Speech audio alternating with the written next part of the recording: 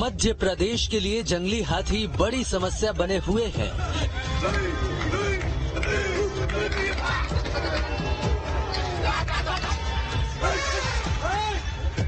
ऐसे में दूसरे राज्यों से मध्य प्रदेश में आने वाले हाथियों को यहीं बसाने की योजना बनाई गई है।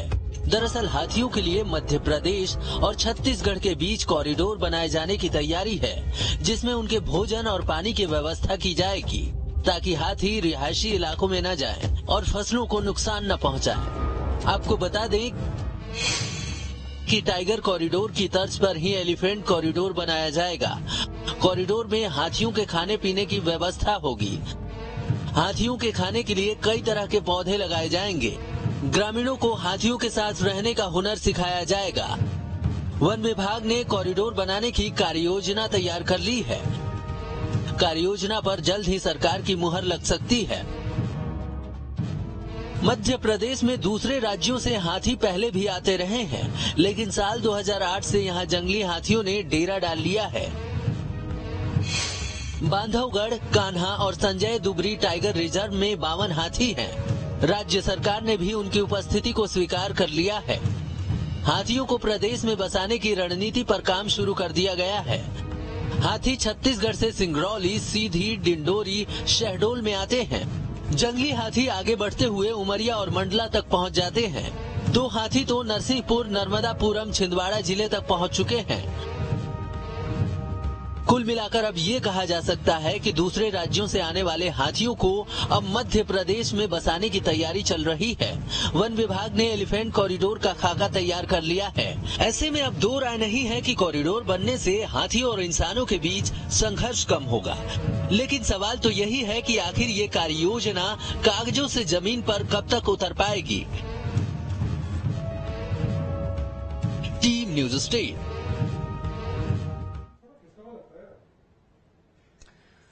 तो 2014 के बाद से आपको बता दें कि 1100 से ज्यादा ऐसी घटनाएं घटी हैं जब हाथियों का और मानव का द्वंद्व हुआ है और उसमें सैकड़ों लोगों की जान चली गई है, खेतों का भी नुकसान हुआ है। इसी पर चर्चा करेंगे। कुछ खास मेहमान हमारे साथ जुड़ गए हैं। सबसे पहले परिचय करा देता हूं। चैतन्य भट्ट जी हैं, वरिष्ठ पत्रकार हैं। मंसूर खान जी हैं, वाइल्ड लाइफ एक्टिविस्ट हैं। गीत धीर जी हैं, प्रवक्ता हैं बीजेपी के। और संतोष परिहार जी हैं, प्रवक्ता हैं कांग्रेस के। आप चारों का बहुत बहुत स्वागत है। शुरुआत मंसूर खान जी आपके साथ। ये जो एक कार्य योजना तैयार की जा रही है कि भाई हम एक कॉरिडोर तैयार करेंगे ताकि हाथी भटके ना, इधर उधर ना जाएं, द्वंद्व ना हो, इंसानों के साथ नुकसान कम हो, ये बातें सर होती रही हैं अक्सर, लेकिन कंट्रोल नहीं हो पाया है। ना छत्तीसगढ़ में कंट्रोल हो पाता, ना मध्य प्रदेश में। इस बार आपको दम लग रहा है कि कुछ बेहतर चीजें हो पाएंगी? जी, ये बहुत अच्छी बात है।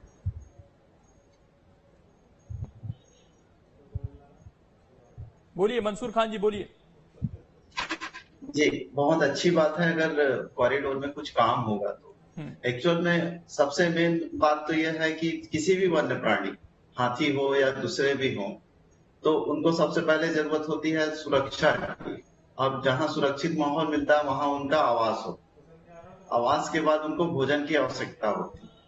भोजन के बाद फिर पानी, अब पानी के बाद फिर स्थानीय लोगों का एजुकेशन कि उसके साथ कैसे रहें।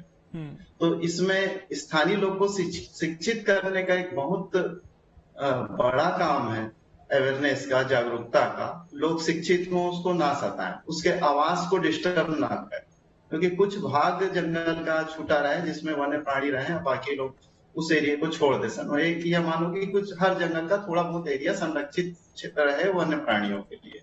तो ऐसी घटनाओं में कमी आएगी।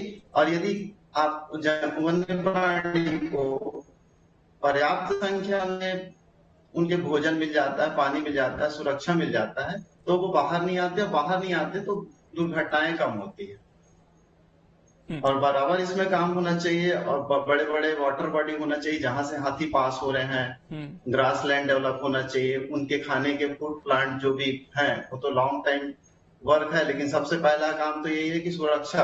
अभी यह है कि जहां भी हाथी आ रहा है देखने के लिए बड़ी संख्या में लोग जा रहे हैं, जिससे दुर्घटनाएं होंगी। अधिकतर दुर्घटनाएं जंगल के अंदर होती है, तो कोशिश है हाथी की उपस्थिति के समय जंगल ना जाए। रेगुलर तो उस जंगलों में हाथी नहीं रह रहा है जहाँ पे दुर्घटनाएं हो रही, कभी कभार वहां से पास हो रहा है। तो ये मेन पहलू है इसकी कि सुरक्षा बहुत जरूरी है, बहुत दूरी बना के रहे, लोग जागरूक रहें। तो जितना जंगल को डेवलप करना है उतना जागरूकता का काम करना है। जागरूकता का एक बहुत इम्पोर्टेंट काम है। सूचना का जो भी हाथी से संबंधित सूचनाएं रहती है, एक जगह से निकला तो दूसरे जगह वाले को सूचित करना है। तो इन पहलुओं में काम होना बहुत जरूरी। बिल्कुल। बहुत अच्छी खबर है। धीर जी भी हमारे साथ जुड़े हुए हैं। गीत धीर जी, ये सुनने में तो बड़ी अच्छी बातें लग रही हैं, लेकिन जब असल में जमीन पर उतारने की बात आती है तो बहुत सारी चुनौतियां आती हैं। तो इस बार सरकार का पूरा प्लान क्या है? कब तक इसे अमली जामा पहना दिया जाएगा ताकि हाथियों की भी सेफ्टी हो सके, इंसानों की भी सेफ्टी हो सके? और ये जो दूसरे राज्यों से सर हाथी लगातार आ रहे हैं, चाहे छत्तीसगढ़ से आए, ओडिशा से आए, हमारे पास पर्याप्त संसाधन है कि हम इन्हें यहीं का बनाकर रख दें? निश्चित रूप से लोकेश जी, आपके मैं सारे सवालों का उत्तर दूंगा। और सबसे पहले मैं धन्यवाद आपको भी और चैनल को भी देता हूं, क्योंकि आज गणेश चतुर्थी का पावन पर्व है और आज के दिन आपने गणेश जी का स्वरूप माने जाने वाले इस प्राणी हाथी की ऊपर जो है डिबेट रखी है। मध्य प्रदेश में आज के दिन मैं पुनः कहूंगा कि बहुत हृदय से मैं स्वागत करता हूँ इन हाथियों का। दूसरी बात, आपने जहां तक की योजना की बात करी, इसके लिए न केवल सरकार तैयार है बल्कि इसका प्लान तैयार हो चुका है। और जो वहाँ के आसपास जहाँ कॉरिडोर बनना है, वहाँ जो किसान है जिनकी फसलों को हाथी नुकसान पहुंचाते हैं, इनसे भी काफी चर्चा और इनका भी काफी सहयोग मिला है मध्य प्रदेश सरकार को। इनको क्योंकि ट्रेनिंग भी दी जाएगी, वो क्रॉप्स वो कुछ जगहों पे वहां पर उनको ग्रो करने पड़ेंगे, उगाने पड़ेंगे, जिससे वो हाथी दूर रहते हैं। क्योंकि कॉरिडोर जैसे बनता है तो कुछ जगहों पे जैसे मधुमक्खियां होती है तो हनी बीज जिसको कहा जाता है, फिर मिर्चियों के पौधे हो गए, इस प्रकार की जो है चीजें जो है हम लोग एक नया प्रयोग कर रहे हैं और इसका कॉरिडोर तैयार हो जाएगा। लेकिन ये हाथियों की क्योंकि खुराक काफी ज्यादा होती है, काफी अधिक मात्रा में ये जो है इनको खाना चाहिए होता है, भले ही वो घास खाएं, भले ही वो फल खाएं, तो उन सब चीजों के ऊपर भी मध्य प्रदेश में कि इनको पर्याप्त मात्रा में जो है भोजन मिल पाए, उसकी भी चिंता कर रहे हैं। वहां पर उनके लिए भी कैसे क्या संसाधन उपयुक्त करवाए जाए ताकि इनको दिक्कत ना आए, अन्य जानवरों को भी वहां पर दिक्कत ना आए। इन सब चीजों के ऊपर पूरा रोड मैप तैयार हो गया है। इसमें राज्य सरकार के साथ साथ केंद्र सरकार भी इस चीज में हमें बढ़ावा दे रही है, प्रोत्साहन दे रही है। मध्य प्रदेश इस चीज को, हाथियों की संख्या को बढ़ाने के लिए एक जो पहल लेके आया है, इससे न केवल वहाँ के जो कॉरिडोर को भी हम एक स्थापित कर रहे हैं। ये न केवल एक कॉरिडोर को स्थापित होने से मध्य प्रदेश के जो वहाँ किसान हैं, जो वहाँ फार्मिंग करते हैं, वो सेफ हो जाएंगे, बल्कि हाथियों को भी यहाँ पर सुख शांति से, क्योंकि वन प्राणी जो है इसके क्षेत्र में हम घुसते चले आ रहे हैं। जैसे कि आप देखते हैं कि जंगल कटते चले जा रहे थे, तो कहीं ना कहीं हम इनके लिए वापस से वो प्रारूप जो है एक तरीके से तैयार कर रहे हैं और ये वहां पर अच्छे से रह पाए। मध्य प्रदेश की जो वैसे भी जलवायु है, पानी है, वो इनके अनुरूप ही है, तो इनको वातावरण मध्य प्रदेश का जो है अच्छा लगता है, देखा गया है। तो जो आंकड़े हैं उसको ध्यान में रखते हुए, और इसमें एक जो कारण है, बड़ा कारण है जो छत्तीसगढ़ में सामने आ रहा है कि बड़े स्तर पर खनन वहां पर हो रहा है। उस खनन की वजह से ही जो संसाधन हाथी को चाहिए थे उन पर इंसानों का कब्जा होता जा रहा है और मजबूरी में उन्हें मध्य प्रदेश की सीमा में आना पड़ रहा है। तो ये चुनौती तो मध्य प्रदेश में भी रहेगी कि या तो आप खनन से पैसा कमाना छोड़ दीजिए, उसको पूरी तरीके से हाथियों को दे दीजिए, या छत्तीसगढ़ की तरह फिर हाथी अपनी जगह तलाशेंगे, कहीं ना कहीं वो रिहायशी इलाकों में आएंगे। देखिए, छत्तीसगढ़ में तो हमारी भारतीय जनता पार्टी की सरकार वर्तमान में है नहीं। मध्य प्रदेश की चुनौती का सवाल मैंने इसलिए आपसे पूछा। जी, मध्य प्रदेश में निश्चित रूप से सारी चीजों को ध्यान में रखते हुए काम कर रहे हैं। खास करके जैसे मध्य प्रदेश की ईस्ट की बात करें या बांधवगढ़ की हम स्पेसिफिकली नाम लेके बात करें, तो बांधवगढ़ क्षेत्र हो गया या अन्य क्षेत्र हो गए जहाँ पर इनका जो है आना हो रहा है, इनका आगमन हो रहा है, वहां पर इन सब चीजों के ऊपर पहले से ही ध्यान रखा गया है कि किसी भी प्रकार से कोई भी दिक्कत ना आए। और जब ये एक बार आए तो वहाँ खनन है ही नहीं अगर उस दृष्टिकोण से देखा जाए, परंतु यहाँ पर मैंने किसानों का जिक्र किया था।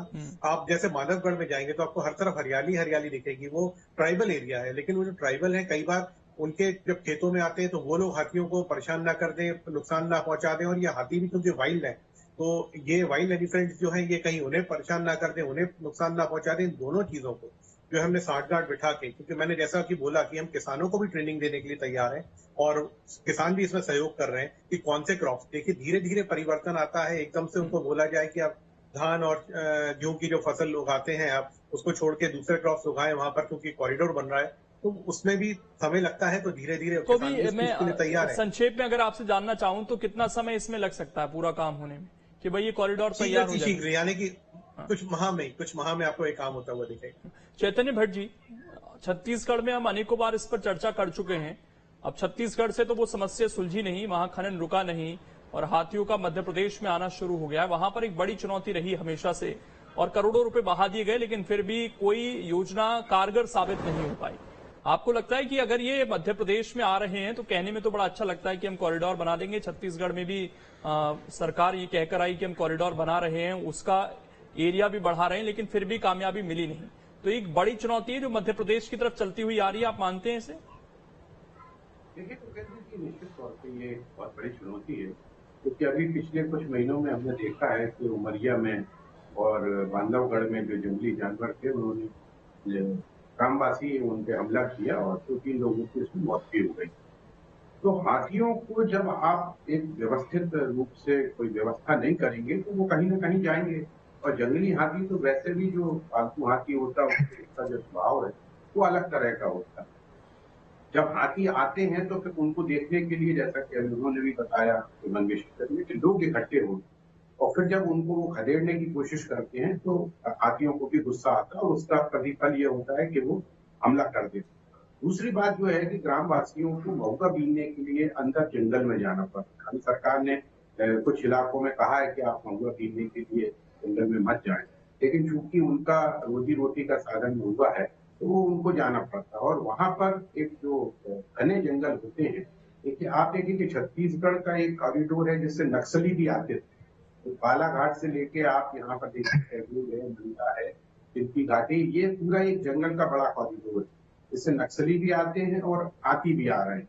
तो ये अगर कॉरिडोर बनाने की बात हो रही है तो ये एक अच्छा कदम है, लेकिन सवाल इसमें यही आता है कि सरकार की जो योजनाएं होती हैं उनका जो लाल फीताशाही के कारण जो फाइलें लगातार घूमती रहती हैं, यहाँ से स्वीकृति वहां से स्वीकृति कार्य योजना फिर वहां से वापस चली जाती है, तो ये इसको टॉप प्रायोरिटी पे आपको करना पड़ेगा, क्योंकि लोगों की जान जा रही है और फसलें नष्ट हो रही है।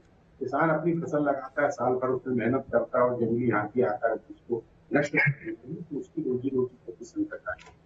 तो अगर कॉरिडोर की योजना बनाई जा रही है छत्तीसगढ़ से मध्य प्रदेश के बीच में और उनके लिए एक ऐसी व्यवस्था की जा रही है कि वो जो खाते हैं उस तरह के पौधे लगाए जाए, पानी के लिए तालाब बनाए जाए, स्टॉप डैम बनाए जाए, तो ये इसमें समय तो लगेगा। आपके जो भारतीय जनता पार्टी के प्रवक्ता जब भी कह रहे हैं कि अगले 2-3 महीने में हो जाएगा, लेकिन मुझे ऐसा लगता है कि इसमें थोड़ा वक्त लगेगा, क्योंकि किसी भी योजना को कागज में और उसको अमली जामा पहनाने में फर्क होता है और उसमें वक्त लगता है, क्योंकि उसके लिए क्या क्या व्यवस्थाएं होना है, लोगों को किस तरह से जागरूक करना है, लोगों को हाथियों के साथ रहने की कैसी ट्रेनिंग दी जानी है, ये भी एक बहुत बड़ा सवाल है। क्योंकि ग्रामीणों को आप किसी इस तरह की ट्रेनिंग देने में भी समय लगेगा, क्योंकि उनका समय जो है अधिकतर वो अपने काम में व्यस्त रहते हैं, फसलों के लिए खेतों में रहते हैं, उनको उस तरह से किस तरह से आप एक ट्रेनिंग देंगे कि आप हाथियों के बीच में रहें। तो ये जो बहुत बड़ी चुनौती है, लेकिन चूंकि अब नुकसान हो रहा है, इंसानी जान भी जा रही है, तो मध्य प्रदेश सरकार ने अगर ये कदम उठा है और एक कोई कार्य योजना वन विभाग ने बनाई है, अब उस कार्य योजना में क्या क्या डिटेल्स है ये तो अभी सामने आया नहीं है। और वो ये सवाल इसलिए भी है ना सर कि वहां पर छत्तीसगढ़ में कांग्रेस सरकार ये कहते हुए आई थी कि हम लेमरू एलिफेंट रिजर्व का एरिया बढ़ा रहे हैं, लेकिन उसके बाद वहां पर जिस तरीके से हमने देखा कि खुद विधायक ही कई बार इसको लेकर अपनी बात कहते नजर आए कि भाई एरिया बढ़ाने का नुकसान हो सकता है, ये सारी चीजें हैं, तो कई बार वो चीजें असल में जमीन पर नहीं उतर पाती हैं, बड़ा मुश्किल हो जाता सरकार के लिए। वही मेरा कहना है कि कार्य, देखिए योजनाएं तो सरकार हमेशा अच्छी बनाती है।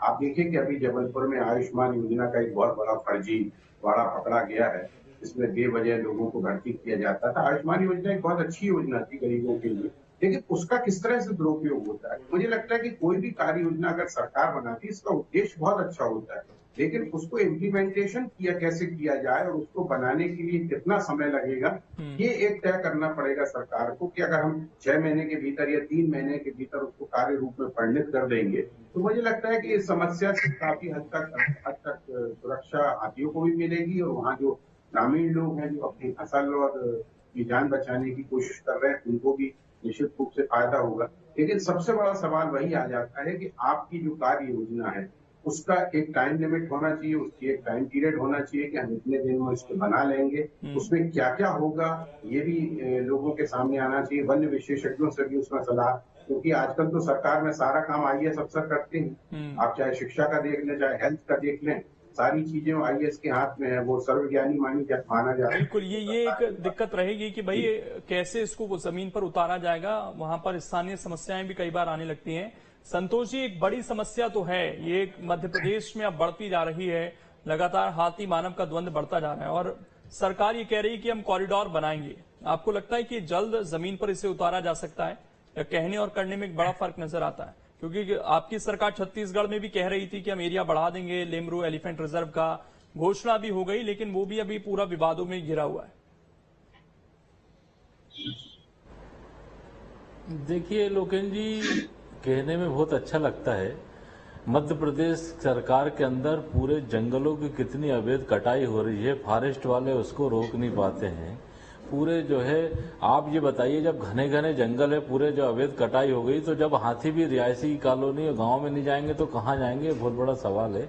और मध्य प्रदेश के अंदर जो है सबसे बड़ी स्थिति ये है कि टाइगर स्टेट के नाम से जाना जाता था हमारा प्रदेश, ये टाइगरों की भी सुरक्षा नहीं कर पा रहा है, कितने टाइगर खत्म हो गए।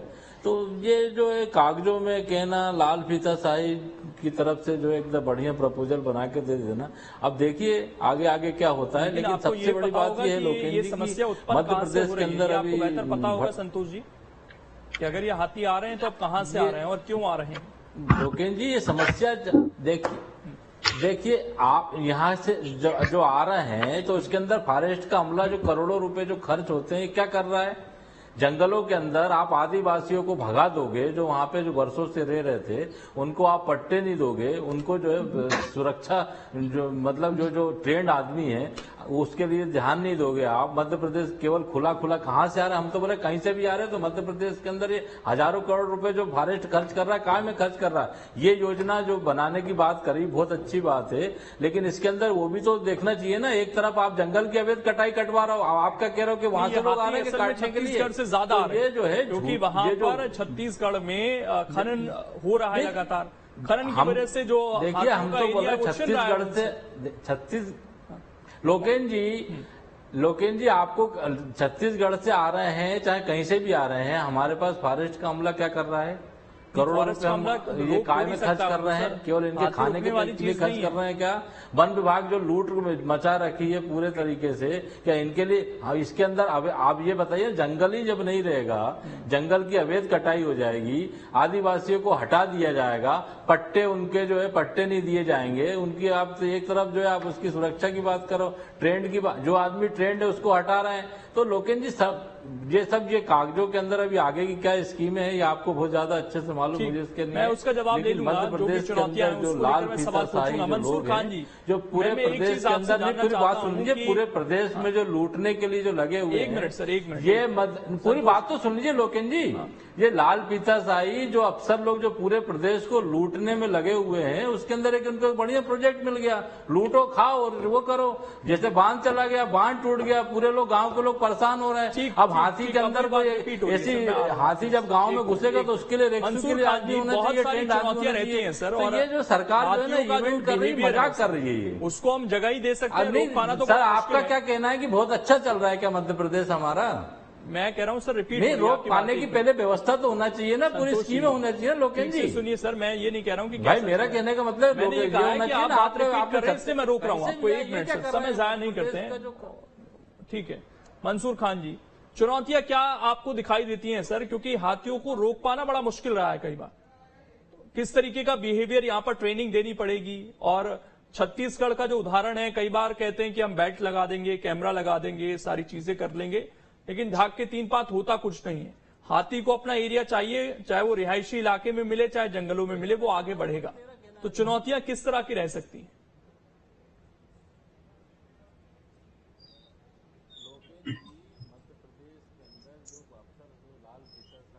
आवाज नहीं है। आवाज पहुंची मंसूर खान जी आप तक?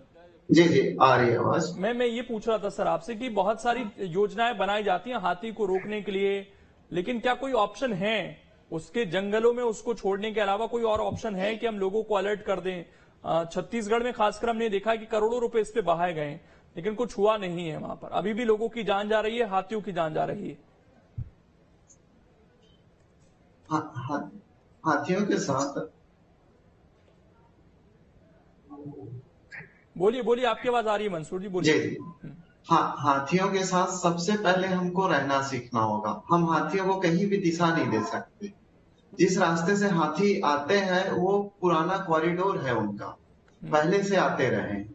जैसे पुराने समय में छत्तीसगढ़ का जो कटघोरा डिवीजन का एरिया था, वो हाथियों का बहुत बड़ा गढ़ हुआ करता था, और वहां से पूरे देश के लिए हाथी पकड़ के वहां से ले जाया जाता था। और अभी जो हाथी मध्य प्रदेश जा रहे हैं, दो रास्ते से जा रहे हैं। एक तो संजय डुबरी जा रहे हैं सरगुजा होके, दूसरा आपका बिलासपुर सर्किल से डिंडोरी और आप मंडला के एरिया में होते हुए जा रहे हैं। तो जो मेन इनको जिस रास्ते से ये जा रहे हैं, उस गांव के लोगों को जागरूक करना पड़ेगा। सबसे मेन जागरूकता है, क्योंकि जितनी घटनाएं हम देखेंगे सिर्फ भगाने में या उनको देखने की उत्सुकता में या एकदम से सामने आ जाने से, इसी वजह से हो रही है। तो सबसे पहला बहुत जरूरी है। गीत धीर जी, सवाल उठाए जा रहे हैं कि भाई लाल फीता शाही कैसे जमीन पर उतारेंगे सारी चीजों को। जल्दी से 1 मिनट है सर मेरे पास।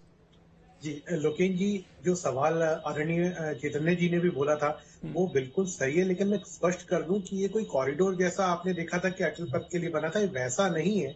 ये कॉरिडोर जो होता है प्लांट से रिलेटेड बनाया जाता है, ताकि हाथी इस तरफ ना आए, उनके लिए भी भरपूर फलों की, उनके लिए भी भोजन की जो है व्यवस्था हो, तो वो आदमियों को ना नुकसान पहुंचाए और स्वयं अपने एरिया में निकल जाए। मध्य प्रदेश की धरती में उनका स्वागत है और उनके लिए हम लोग पूरा रोड मैप तैयार कर चुके हैं। जहां तक कि लीपा पोती और खनन की बात है, तो जाहिर सी बात है कि ये छत्तीसगढ़ की तरफ से आ रहे हैं, तो उनका आना जो है हमारे लिए तो शुभ है, और वहां पर जो है खनन हो रहा है, यहाँ शुभ नहीं है ना सर, कई लोगों की जान गई है, तो अब वो जान नहीं जानी चाहिए थी, कई हाथियों की भी जान गई है। हमें तो बेसिकली उसी चीज को रोकना है, उसी के लिए ये रिजर्व बनाने की बात हो रही है, कॉरिडोर बनाने की बात हो रही है। बहरहाल समय इतना ही है, बहुत बहुत शुक्रिया जुड़ने के लिए और चर्चा करने के लिए। तो लोगों की जान ना जाए, हाथी भी सुरक्षित रहें, ये बहुत जरूरी है। अब इस पर जो कॉरिडोर बनाने की बात निकली है, ये जल्द से जल्द इस पर अमली जामा हो, ये बहुत जरूरी है। फिलहाल छोटा सा ब्रेक, खबरें लगातार जारी है।